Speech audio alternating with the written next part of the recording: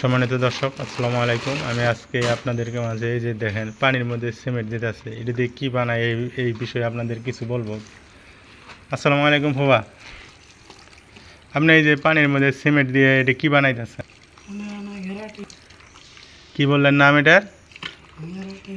গ্যারাটিন দিয়ে কি করে? সিলিংও দিলে কি হয়?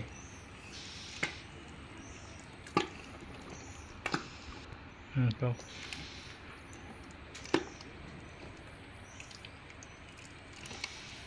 এটা সিলিংয়ে দিয়ে কি করে? এটা না দিলে মাল আটকিবে না? যার কারণে এটা বানাইতেছেন না? তো আপনি যে হাত দিয়ে এইভাবে লাড়াচাড়া করতেছেন, হাতের কোনো সমস্যা হবে না? আপনার হাত কি সিমেন্ট হয়ে গেছে নাকি?